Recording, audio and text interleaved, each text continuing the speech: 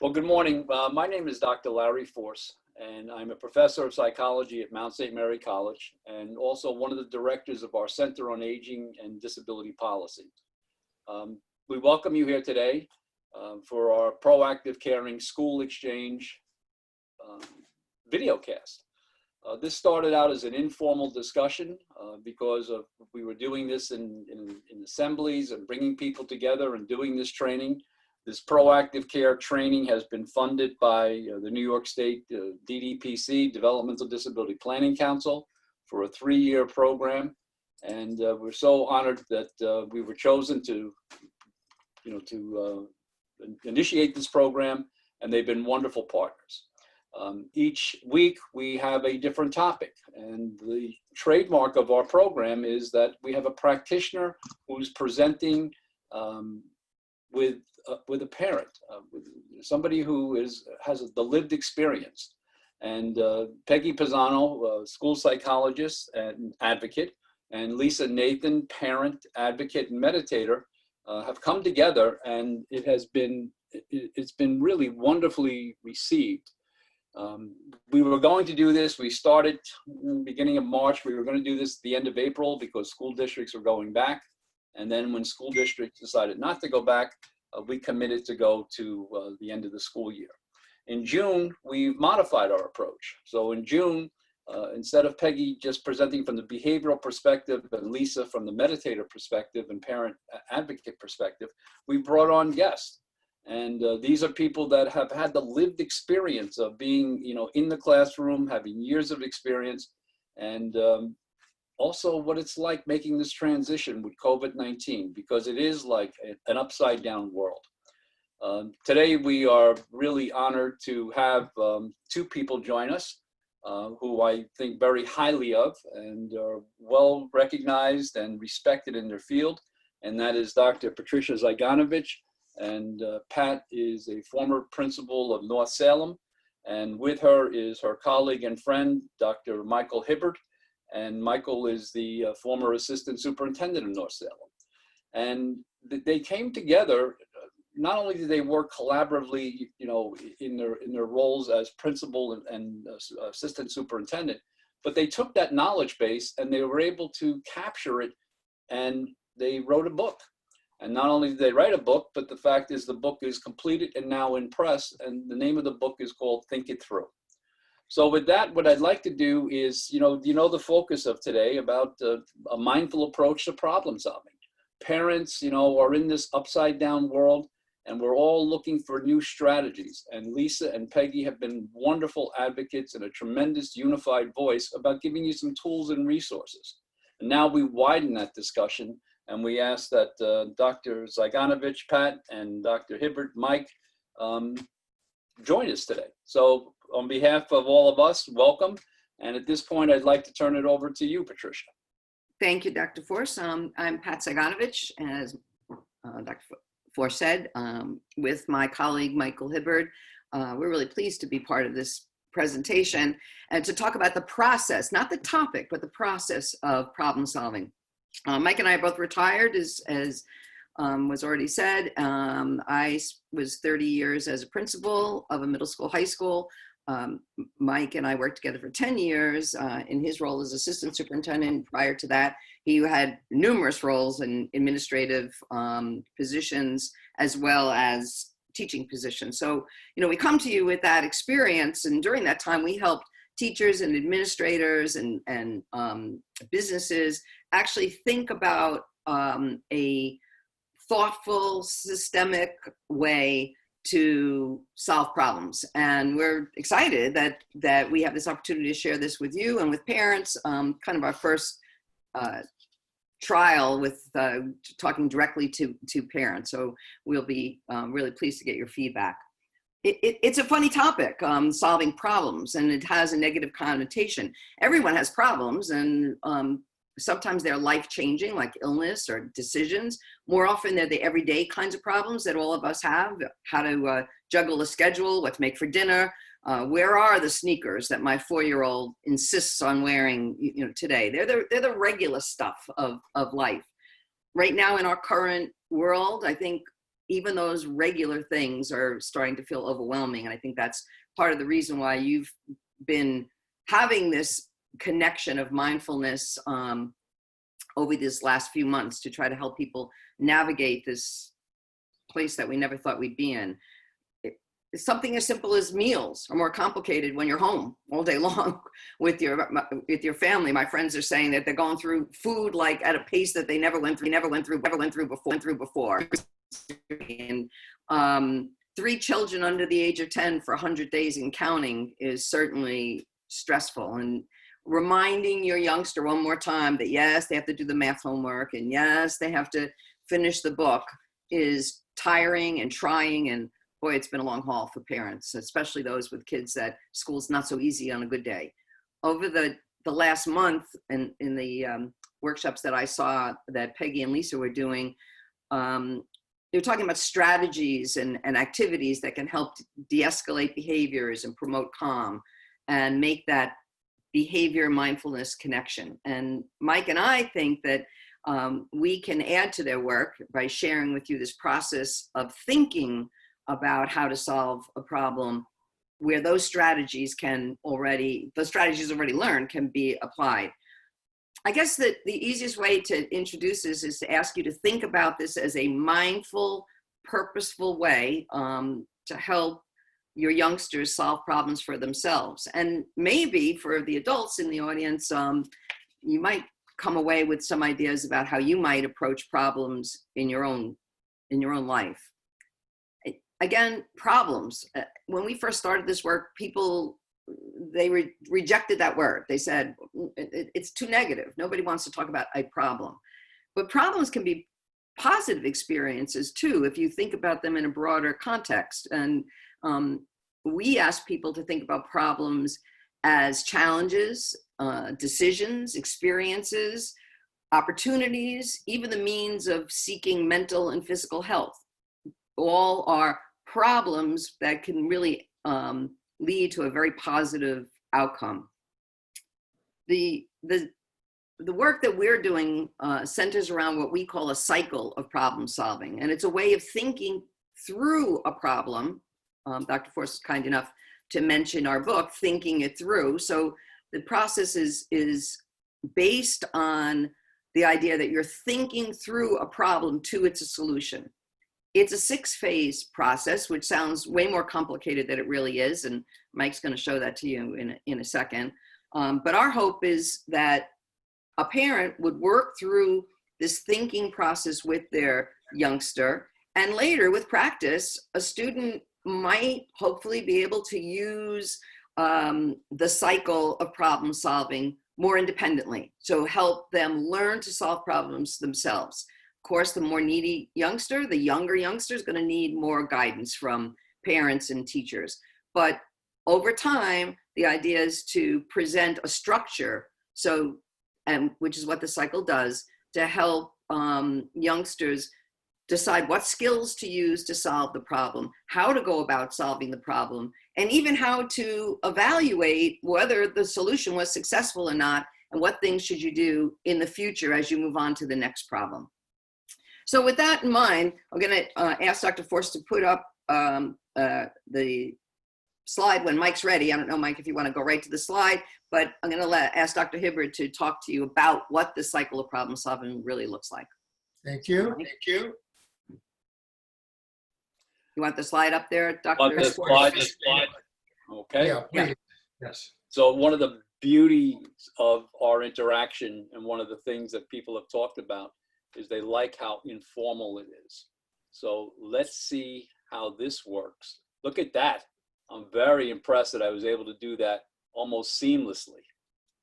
There you go. How's that? Beautiful. No, that's That's not the right one, though. Okay. There's the right one, right? There's Yes. the right one. here we There you go. go. So Right. please, Well, so the cycle of problem solving, it has 6 phases that can be used with any kind of problem. There are questions to ask, and we call them guiding questions for each phase that match the problem you're helping youngsters to solve. So this is a very flexible process. And even though you do see 6 phases here, and you might follow them in order. There's opportunities as you get to be better at this to go back and forth as you need to. So there's a flexibility here. Phase one is identifying the problem. The child is asked to describe what's happening and state the problem in his own words. Often we find that when something happens, people jump right to solution. They go, oh, this is what we're going to do. And they do this. And maybe if there's two people there, they sort of have a little bit of a fight over the solutions. So phase one is stop,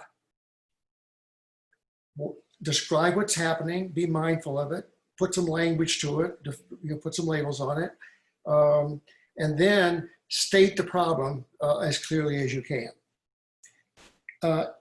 In phase two, there's conversation back and forth between the child, the youngster, and the parent, or the other adult that's helping out, to help the child look back at what do you already know? What do you need to know?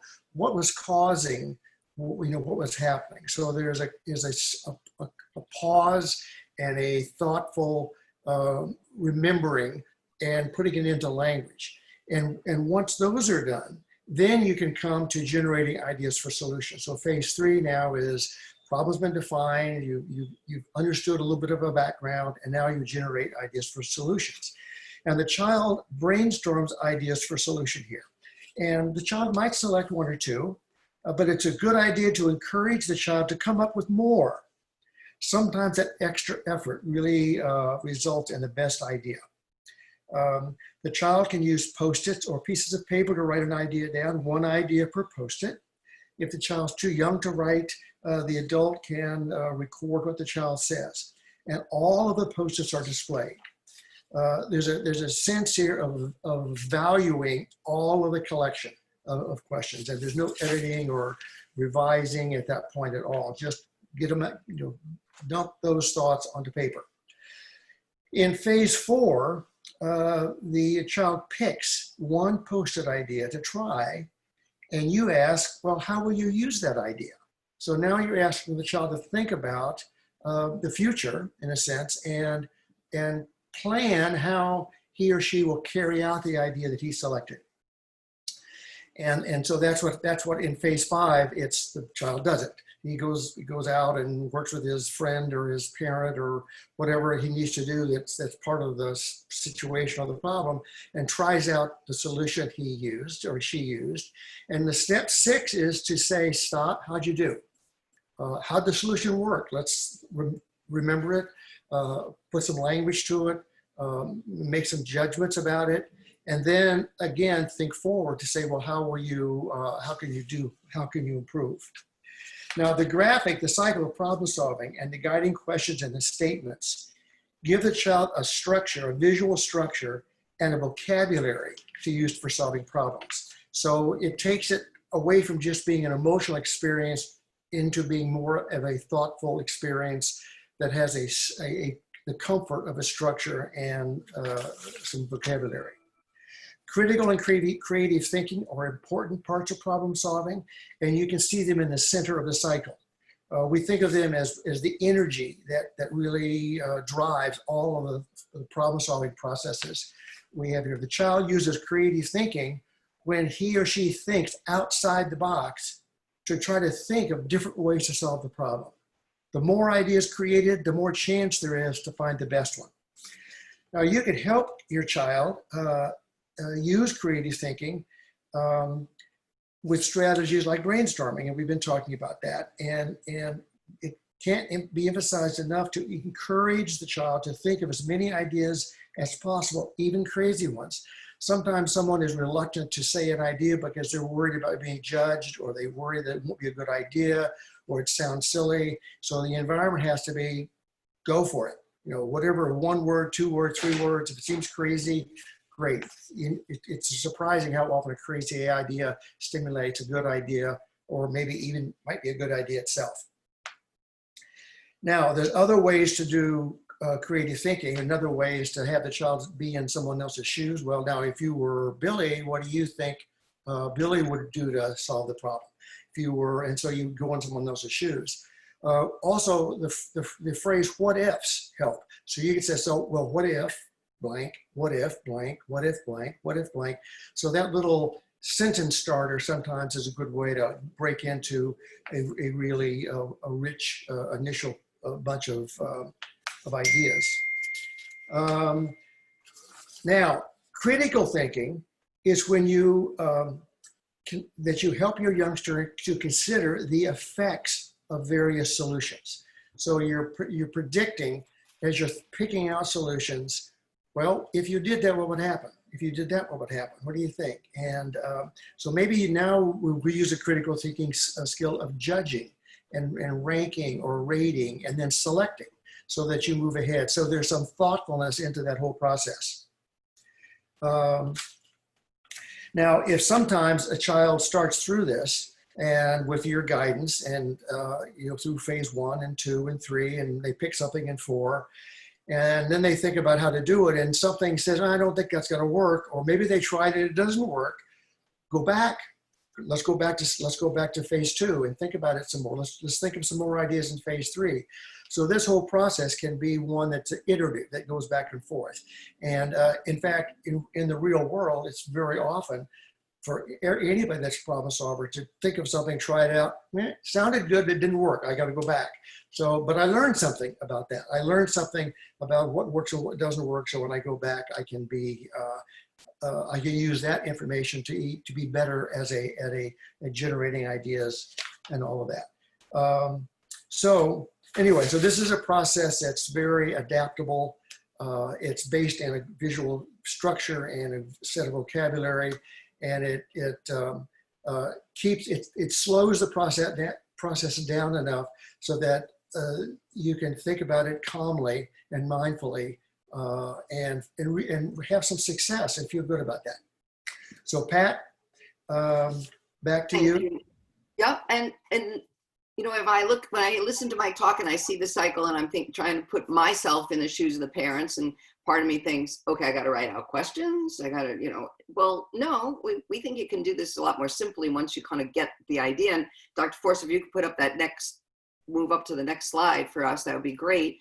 We think that the cycle could even be like a physical tool for youngsters. Dr. Hibbard was kind enough to go out on his driveway to draw the cycle out there in chalk. It could be an experience that you do with your child, but physically a little kid could walk through the cycle as they talk to you about solving their problem. And standing in the phase 1 box, they're talking about what is the problem, and working their way all the way around the 6 phases in order to come up with a decision. Again, a mindful, thoughtful, maybe fun way to think about solving a problem.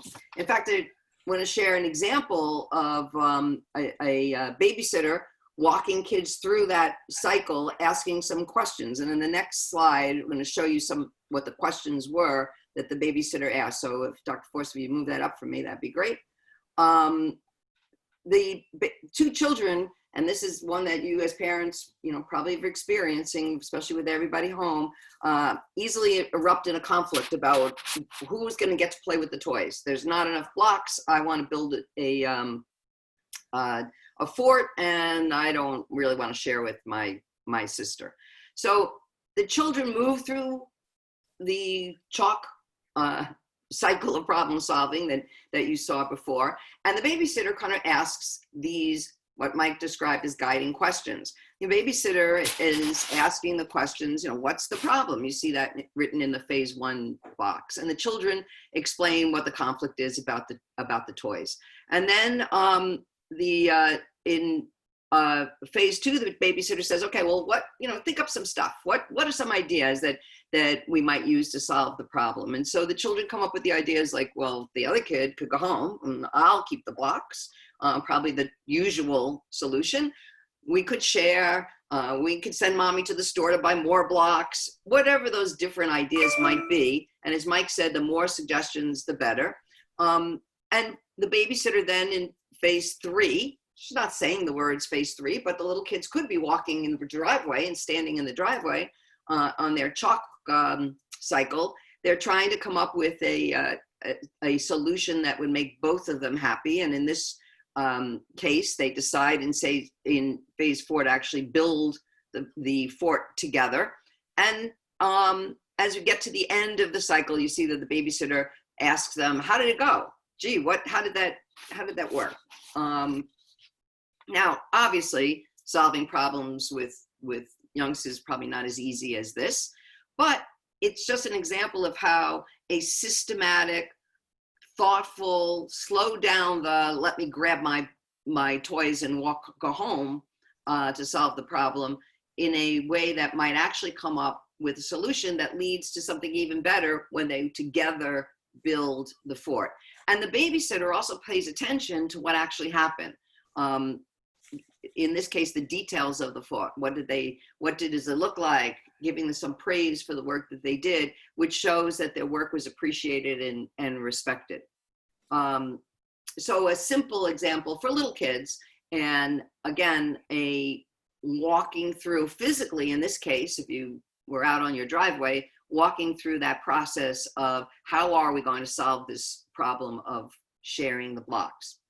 Here's another example of, Dr. Force, if you scroll me again, that would be great.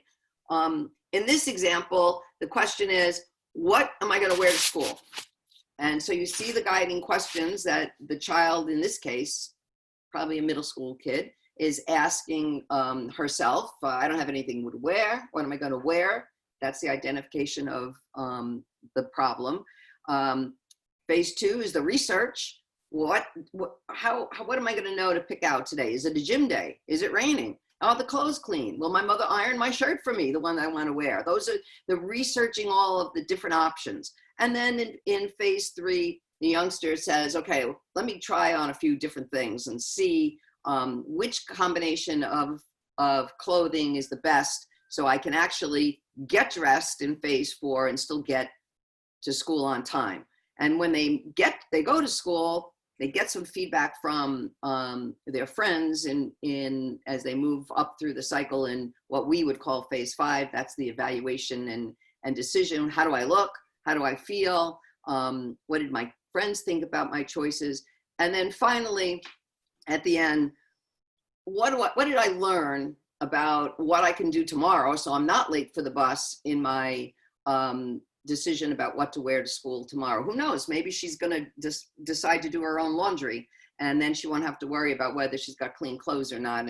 And except for the fact that the white shirts are going to be dyed pink when she forgets to separate the colors, might be a good learning experience. But again, the youngster's gone through a purposeful thinking cycle. And as you practice that thinking with that language with your youngster, the idea is that your youngster will be more and more independent in making decisions, not just going from, I don't have anything to wear, to, having a meltdown, but actually, okay, what decisions do I need to make? What information do I need to have? What are some of my choices? That's the brainstorming until I get to the point where I actually try on something, wear it to school, get some feedback, and make some decisions about how to move forward. I think Mike's got another example with a little more independent, more complicated youngster, more competent, not complicated, in using the cycle. So I'll turn it back to you, Mike. Thank you. Dr. Force, if you'd move to the next slide. Before we talk about this one, I want to kind of reflect on something Pat said. She selected a young lady as the example. And this problem-solving thing, particular one about clothes, would be a lot easier for boys because the answer is shorts and t-shirt. That's it, shorts and t-shirt. No matter what day of the year it is or whether it's shorts and t-shirt. And so, but they do have to be clean, Mike. So the only solution might be, well, no, some of them would not even worry about it if it was clean. So maybe not. Maybe it doesn't have to even be clean. Thanks. So here's one. Actually a middle school student again, a boy, happened to be a boy this time, and Andy. And Andy's teacher informed Andy's parents that Andy wasn't getting his homework done. And he was missing a lot of homework or getting a lot of it turned in late. So Andy had used this cycle of problem solving before in some things. And his parents knew about that. So they supported him about, well, let's try to use this cycle and find some answers for that, or you find some answers for it. So phase one for Andy, and again, he's more independent, so he's doing this less as being directed by his parents, and some of it even on his own without his parents around, and they come in and out different places during this. But he said, okay, often I don't get my homework done on time, and maybe he gets to be more specific and sorts to look back over his calendar and find, well, wow, it's more than I thought. So he said, okay, so what can I do to get my homework done on time? That's his problem to solve. So in phase two, it's research. And he says, so what is it, I think, that's kind of causing me to do this? What's happening? What am I doing? What else is happening that are the reasons that I'm not getting my homework done on time on a regular basis? So there's a list there, and it ends up being sort of kind of a cause and effect analysis. So that's a really good, critical thinking skill of looking at cause and effects as you think about what the reasons were. So now Andy has a set of reasons, and there may be 4 or 5 pretty interesting things to do, but you can't do everything at once. So what he looks at the collection, he says, so what am I going to do? So he wants to pick something that he feels is useful and relevant and possible. And so a good idea also has to be possible, not just theoretically a good idea. Possible means, I think I can do that. And so let's go there. And so he picked the solution of, he realized that when he comes home from school, whenever he did his homework, he'd go in his room and do homework, and he was distracted. So he said, I'm coming out to the kitchen table and I'm doing my homework every day on the kitchen table. And then I'm going to show my parents, what I did there. So he did that, and there was some improvement, quite noticeable improvement, but wasn't perfect yet. So he went back into the process and looked again at phase 2, causes and effects, and looked at phase 3 and looked at some ideas and picked another one to also do. He's going to stay at the table, but now he'll maybe have a specific time where he's going to use his phone, and it's going to be only an hour later. So he's doing that. So this is iterative. He goes back, and now he's not waiting to be told to go back, but he's knowing that he can go back because it isn't a bad thing that he didn't solve everything by going through it once. That you go through it once, you learn something, and you go back, and now it's useful. It's a useful thing to do. So in 5, it's what's he going to do, and how will I know if I'm successful? And that he's had little calendar marks already about when he doesn't do something or when he's late. So he's going to have less of those. So he sets some kind of a goal for himself. And then he happens, how to go. How successful am I? What are the positive points of my preparation? What could I do to improve? And his parents are spectators for this. They're not, making him do it. They're not, telling him what to do. They're watching it, and he found that actually these things that he did, he felt good about them. He was proud of it, and he posted them. Sometimes the refrigerator icebox, I'm from Kansas City a long time ago, the refrigerators don't have the magnetic force anymore, so you can't put magnets on it, but you find some way to post it. So there's kind of a wall of success, and that really felt good to him, and you're creating that internal motivation to keep at it. So onward.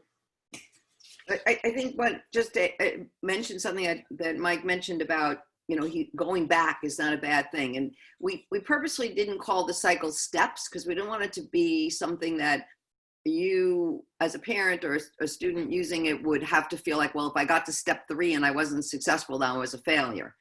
So we used phases in the hopes that felt a little bit more fluid. But, I think it's important. And when you think back at that chalk example, the idea is that the kid is actually skipping through and skipping back if they needed to. Thank you, Dr. Forsted. Through those phases. I tried a number 4 to come up with something, and it really didn't work. Let me go back to my list in number 3 to see if there's something else I could try. And going back and forth is not a bad thing. It's in fact a good thing. And it's in fact what we do as adults when we solve a problem. We often get stuck or say, oh, wait a minute, let's go back. Maybe I need more research. Maybe I have to define my problem better. But it's really important, I think, for youngsters to know that that's not failure. That's process. and progress. So when in this whole work that you've been all doing here, as Dr. Force said in the introduction about mindfulness, I've learned that mindfulness means paying full attention to something. It means slowing down to really notice what you're doing. And being mindful is the opposite of rushing or multitasking. When you're mindful, you're taking your time. And so often when people try to address problems, that's the last thing that they are. And one of the things that Mike and I have seen in our work is that people go right to problem solution. And we don't even all agree on what the problem is, let alone your youngster knowing what the problem is. So in this world that we're especially living in now, where we're kind of rushing from one thing to the next to solve a problem, we're hoping that showing youngsters a structured, purposeful way of using the cycle of problem solving will make that mindfulness and those mindful behaviors and strategies that you have been working on with Lisa and Peggy over the last few months more ingrained in how you do everyday life, and that a youngster over time could actually use these phases and that cycle to address the problems that they encounter independently. In our experience, we've had people post the cycle in their offices, and as a reminder that, oh, wait a minute, I can't just jump. I've got to force myself through the thinking it through in a mindful way is probably a good subtitle for our book, based on the work that you have already been doing here at the ProActive Caring Exchange. So we hope that that will help your work with keeping youngsters moving in a positive direction. It'll also give them some life skills on how to independently solve problems, and maybe this more thoughtful approach to solving your own problems as adults will be helpful to you as you move back to work and back into your communities, solve the problems that you confront. It's applicable to really any kind of problem that you might encounter. So Mike, anything else you want to add? I want to say thank you to Dr. Force and Lisa and Peggy and for sharing their time with us, allowing us to be part of this. And it's very exciting for us. And we're happy to answer any questions. And Mike, if anything else you want to add. Oh, just again, thanks. Anytime that we have an opportunity to think through our processes and our thinking with a different audience, we learn a lot. So we not only do we appreciate the opportunity to support you, the work you're doing to help other people, Dr. Force, but thank you for helping us actually learn more about what we're doing ourselves. Thank you. Well, I have to say, and I don't mean this, I'm not saying this because you're here, but bravo, well done, well thought out.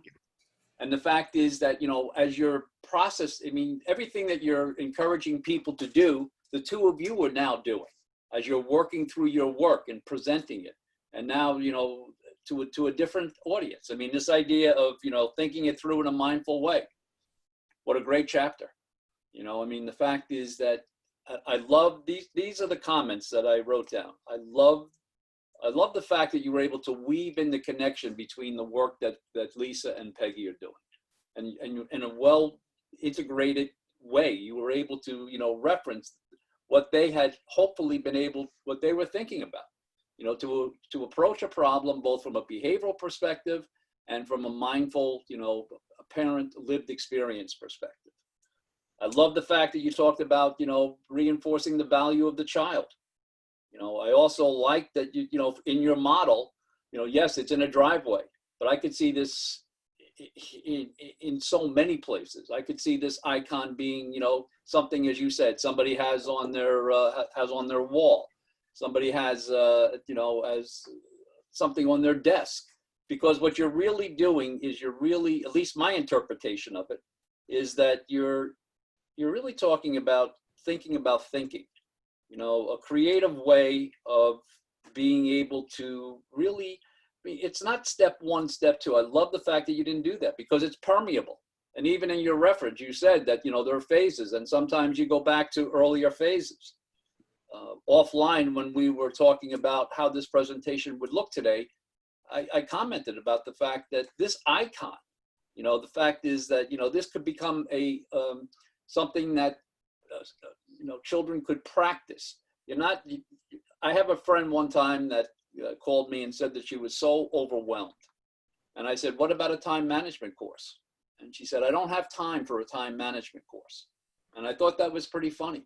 And the fact is that you're not telling people to put on this structure, but what you're really doing is you're encouraging people to rethink the way that they're doing business. The other comment or thought that I had is that there's an old saying that an artist should be stopped halfway through their creation because they really have it. You really have this. I mean, just the name of the book and the process as you've now been able to walk through it. I mean, I could see this, as I was thinking, and, Elaine and I started out, working with small groups, and then we did train the trainer. And eventually, because we weren't able to assemble, we ended up in, in the virtual world. But I could really see this training that you've created here in this book really being a train the trainer model about how to go about getting out there to help people rethink the way that they're thinking. I like the fact that it's permeable, that it has possibilities. I also like the fact that you're putting the responsibility of the action on the child. You're not trying to make it all happy time and stuff like that, and you assuming responsibility for it. I really like that. And the practice is purposeful. So at this point, I'm going to stop sharing the screen, and I'm going to ask, Lisa to comment, and then also be able to open it up for an exchange from the other participants that are here with us today, because I think that what you brought to the table is really meaningful.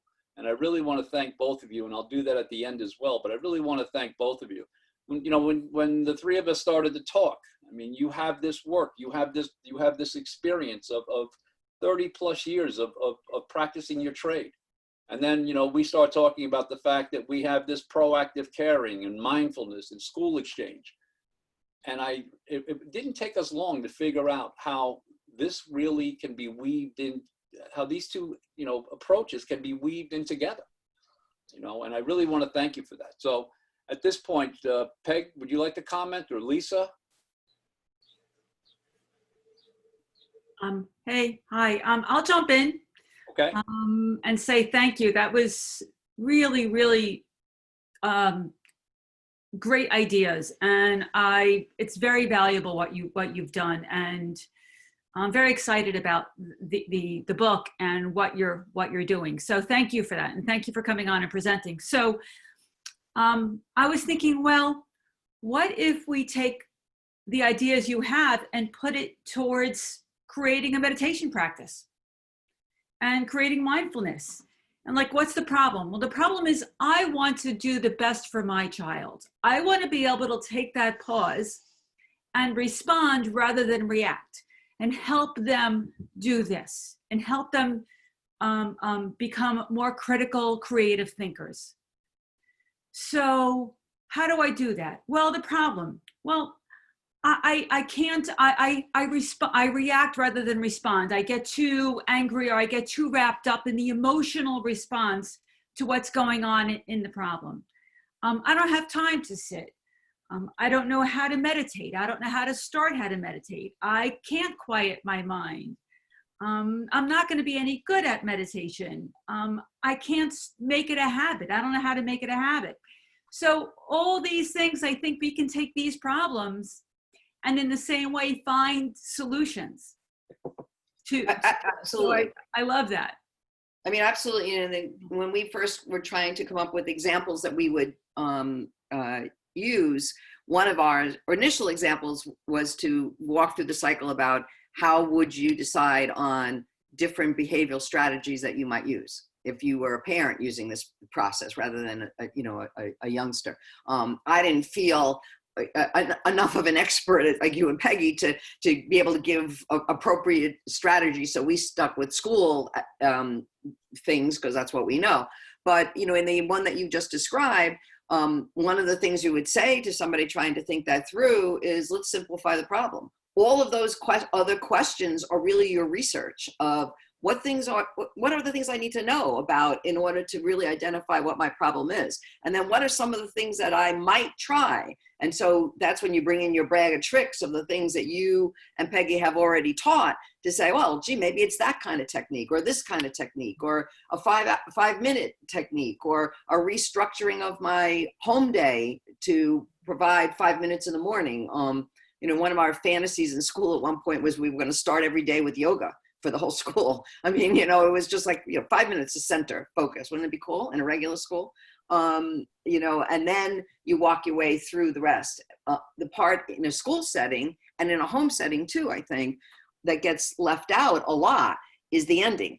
When we finish, schools are product driven. I mean, I was a principal 30 years. It was about products. And to change people's mindset to think about process rather than product is hurdle number one.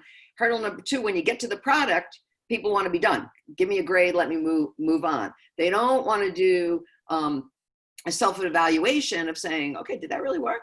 What did I learn that's going to help me in the next round? And Mike and I, did training, a lot of training with teachers. And one of the things I learned best was from a coach who brought his team through this cycle about preparing for a volleyball game. And, some of it was the obvious stuff. What's the problem? We got the game. We've got this team that looks like this. And, what do we know about ourselves? And we practice and ultimately we put a game on. But the part that was like aha moment for me, as Mike would say, was when he said to the team, okay, we won. That was good. But how did you do? Did we play our best game? Did you as a player play your best game? And what do we need to know to play the next game where there's a whole different team that we're going to play and they bring a different strategy to the table? So how do we take what we learned to go to the next thing? So it was not a school thing. It was coaching. It was athletic coaching. And it was exactly the kind of problem that you're describing about how to decide when to use mindfulness behaviors and when to, ideally a kid would make those choices. I mean, but we know that youngsters have, they have other priorities, let's put it that way. And just one thing, Larry, Yep. and according to that, it's taking constant little mindfulness pauses throughout the day. It's taking like what the coach is doing. So as you're playing that volleyball game, you're able to say, you're able to be in the moment and think about Yes. what I'm doing right now. This way I'm hitting the ball this way, or I'm passing to my teammate. So it's not about just sitting for, 10 minutes a day. It's about bringing that into your life and being able to have those pauses and those moments and those reflections throughout your day. That's really the goal.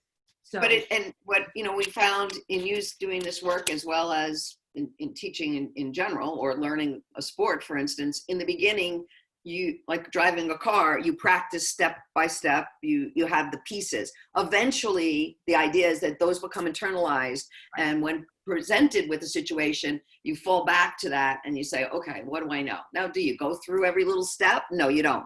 But you've got a bag of, we called it a toolbox of things that you use at your disposal. And, from our work with, in schools with kids that were classified students, they were the ones, even more than others, that needed a structure. And if they had the structure to start with, hopefully many did ultimately break out of the structure and were able to use those things in, more as an integral part of their school life. So,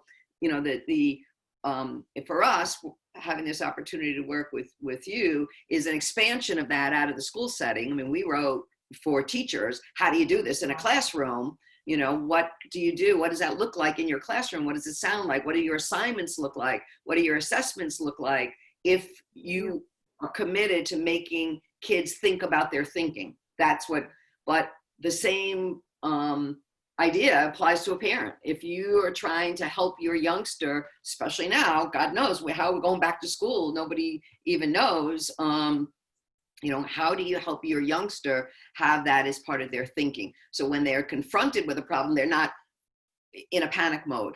Is there something to fall back on? They say, wait, I know what to do. I can think through something. So that's the idea behind it. You know, I had somebody one time who gave me a great quote, and what she said is that chaos is a choice. Chaos is a choice. It's an approach. You know, we work with families, you know, that, you know, and how do we even frame it out in our language that they're going through a chaotic time? So, I mean, you know, we're framing that out, but that's a choice. And I think what you've been able to bring to the table is a practice component that's a choice too. It goes back to my reference about thinking. Peg, what from the behavioral perspective? Comments? One of the things that I was struck by is that it does kind of dovetail with the things that we've been speaking about over the course of time. So that, you know, concrete description of what the problem is, looking at the problem pretty specifically and finding some steps for solutions, and going back again, we looked at, you know, if something doesn't work in a behavioral sense, then going back, taking smaller steps, looking at some other way of having a solution to the ultimate goal. So I think it kind of dovetailed with all of the things that we've been discussing. And then, you know, that reevaluation at the end, or that evaluation by others, is, you know, praising from parents. So it really does work in conjunction with all of the behavioral techniques that we've been talking about for the last few weeks. And so I thought it was, you know, very meaningful for me specifically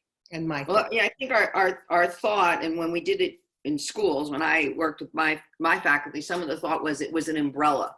It didn't mean you didn't teach reading and writing or strategies or meditation, or, you know, it was an umbrella. It is an umbrella to fit those things in when confronted with a problem. And again, when you think of problems as not only a negative, but here's where I want to go. I want to be better at mindfulness. I want, you know, it's not I'm a scatterbrain, I don't know what to do. I want to improve something. I want to discover something. The problem solving has a bad connotation, but it's something people understand. Doesn't have to be bad. But the idea is all of those things that you just described become the strategies that you use, and now you decide where you're going to use them. You know, where they fit in, and you know, that's how we did it in school, and it was relatively successful. Well, another kind of sort of vector to look at this whole process through is we want the child to become an independent problem solver. We want them to have the self-efficacy to feel capable. And even if the problem is hard, they'll go, I'm pretty good at solving hard stuff. I'm going to give it a shot, rather than go, oh no, I'm no good at that. But you don't go from not having any of that to click, you got it. So the process that we have is to say in the beginning, you need to become mindful. So you need to be consciously mindful. You've got the thinking skills that you're mindful of. You know what brainstorming is, you know why you do it, you know what cause and effect is, and why you develop the visual symbols and the vocabulary help you to become mindful, and the time, becoming mindful. When you're mindful, when you're actually conscious of those things, then you can become metacognitive by saying, I'm really good at that. Oh, I'm really good at that one too. Here's something I could get better at. And once you are metacognitive like that, then you can sort of have self-control by saying, okay, I'm really good at that. I'm going to try to find a way to accentuate that as much as I can. I'm not so good at that. I'm going to get better at it. And when you get better, that's when you have self-efficacy. I did it, and I did it. I didn't do it because someone held my hand through it. I did it. And if you can build up that self-efficacy, experience by experience by experience, and the self-efficacy gets powerful enough to have you go out and say, I can do this. I'm maybe frightened, I may be worried, but I can, if I work hard enough, I can do it. And that's a big goal in this whole process. Love it. Stacy, Kathy, Elaine, comments, reactions, please. I want to thank you guys. I definitely have a lot of takeaways here. First of all, I think that it's important what you said about maybe considering that a problem is not always negative. I think that's really important. I think that your process and your graphic and the design around the thinking about thinking and being more mindful. We are in such a fast-paced society, which you guys commented around, and that's hard for people. It's hard for me to slow down. I'm a multitasker, and I've been working on my mindfulness thanks to this group and other things I've been learning about. And to be able to pass that on potentially is a life skill for me as a parent to both my children, how to slow down, how to think about it, how to develop the skills to be able to think about, like what Lisa was saying, when it's logical, when it's emotional, and how to you work the process through the steps that you've identified. My younger boy has high functioning autism, and he's been placed in a smaller class for children with special needs. And over the time of me working with therapists and teachers and doing reading,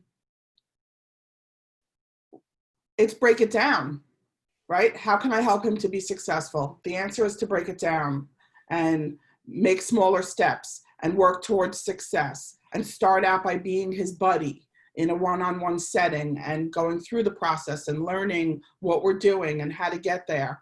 And like you also said, taking the visual of the diagram that you made or the chalk, I think will probably be a stamp in my mind. That pictorial over time just becomes, once I study it and I understand all the steps, an automatic opportunity for me to be able to think through the cycle. So I think what you have here is excellent. I think Milton Bradley might pay you to make this into a game. I think you're right about that.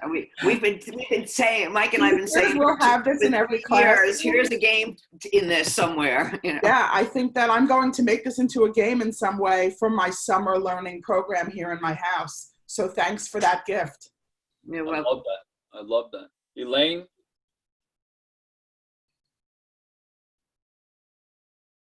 I have another call to hop onto with Eric. We're doing something with the Orange County Arts Council. Very So nice to have met you. Daisy, thank you. I'll look forward to Thank you, talking to Jake. you more. Good Thank day, you. everyone. Nice to meet you. Take care. Elaine, Kathy, comments before we close?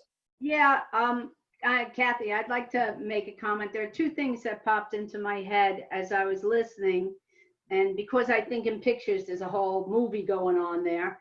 I can see this once you've introduced it into the classroom and using it throughout different activities. I can see it going to individualizing it by having the emblem in the room, but then later on, maybe taking the emblem down so it's not quite so obvious and leave the little emblem on their desk, you know, so it's just a quick little visual reminder. If you're stuck on your math, like take a look. If you're stuck on this, what can you do? And even then getting to, I envision a keychain kind of a thing where that person, I would use it, a little keychain that I'm holding and, you know, I get frustrated. I'm like, what am I going to do about this problem? Oh, okay, I can think this out, you know, and gives you that moment of calm. And the other thing is when you mentioned a game, and I was notorious for this, so I may be able to help you out with that. I used to remake board games all the time. You know, old life games that I got at a flea market, recycled it. It became, you know, Telling Time, or it became, what was the one they really liked? Splat. I don't even know what Splat is, but we made it into a word game, you know, and they would love to play those. Really, I put colored tape on an old game board. Right. But once I did that and then put in what I wanted to focus it on, I could use that, and my kids would wait all week to play that. So, you know, I would do Fun Friday. Great idea. Thank you. Thank you. Great idea. We have been kicking around the idea of a game or even that chalk diagram on a mat that you could buy, but and the larger cycle, I mean, you know, we tried to write something that would be appropriate for parents to use with Right. kids. And in the training that we do with teachers, each of those phases has its own brainstormed list of guiding questions for the teacher to use then to reconfigure to meet whatever assignment or problem or task that they're trying to have their children go through. And ideally, a kid would write their own guiding questions. You know, they would be able to ask themselves, okay, what do I have to do in order to solve this problem? You know, what's the research I need? What's my brainstorming that I'm going to use, and so on. So the idea of having it in some kind of game that youngsters could learn, like anything else, it has to be something that you could internalize in order for it to be used. And that was my other thought, that this is not going to happen overnight. Oh, no. And I used to use a very similar technique when I was trying to get the kids to understand how to tell a story or write a story, that you had to have certain parts of the story. You had to have characters, you had to have a setting, you had to have a problem, and you had to have a solution. Any story. So we would start by taking apart a story, the Three Little Pigs, you know, and you could take it apart real easy and say, okay, well, what was their problem? Well, the wolf was going to eat them, you know, or maybe they might have 3 problems, 4 problems, and then have the kids come up with solutions. That's the part where it took a lot of time to try and get them to, because they just want to say whatever they think is the right answer. And But so do adults. I mean, that's really what we've learned in this process, that adults do not approach that kind of work. I mean, go on a committee and that's charged with something, and everybody just wants to go right to what idea they have for solving whatever the situation is. You know, most adults, when presented with a problem, do not go through a mindful approach. They go to problem solution. And many times the real cause effects and things that unintended consequences are totally ignored as they rush to a solution, and whoa, it doesn't always turn out the way you want it to be. So a whole mindful approach to almost anything we do is lacking in the way we solve things in our society. Right, I agree. But I think that you really have something there. B, I've used something not as intricate as this, not anywhere near as intricate as this, to do that activity with my kids, to break down a story, and I knew that it worked. It took forever. Doesn't matter. It worked. So I can see that this would take a little while, even for parents or for myself, to do that, but I can see that would really come in very handy, you know, in just day-to-day life, everyday things that happen. Well, I have to tell you this, you know, if we had a goal in mind, we definitely achieved it. Any other summary comments? Anyone else would like to comment?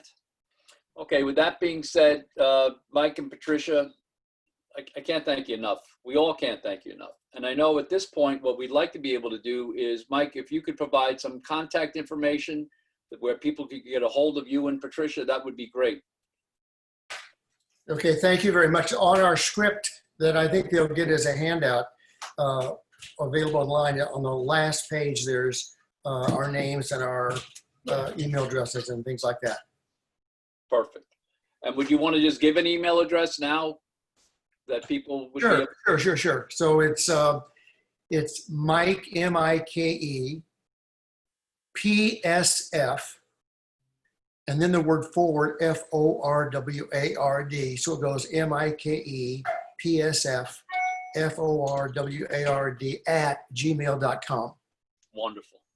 Well, again, Mike and Patricia, thank you so much. Peggy and Lisa, as always, thank you for your presence and you know, your experience and your knowledge base. So with that, please. So as I'm thinking, I'd like to bring the first step in one of the first steps in bringing this awareness, and that's to the breath.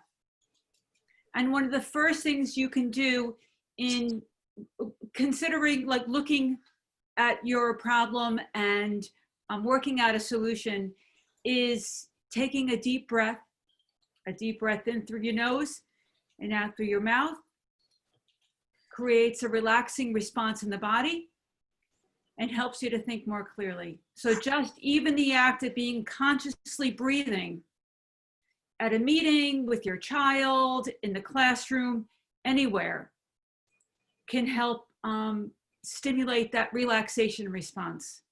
And that could be the first step. So Absolutely. Thank you. Thank you. Thank you. And I think the reality is that everyone I've talked to that is in this meditative, mindful world talks about it's a practice. And it starts off very simple, just like as Lisa talked about. You know, one of the things that we wanted to be for sure to get into our discussions is to be able to even reframe the definition of meditation with a different image. Because it's not necessarily a yoga mat with a 45-minute practice. It could go there. But the reality is what we're encouraging people to really start to rally around is almost like a micro meditation or a pause thought, a process, an action of just how to pause and think it through. So with that, we'd like to thank everyone, and we will see you again next week. And again, wonderful, wonderful job. Thank you. Thank you. Thank you. Thank you. Goodbye. Hey, Lisa, Talk to you later.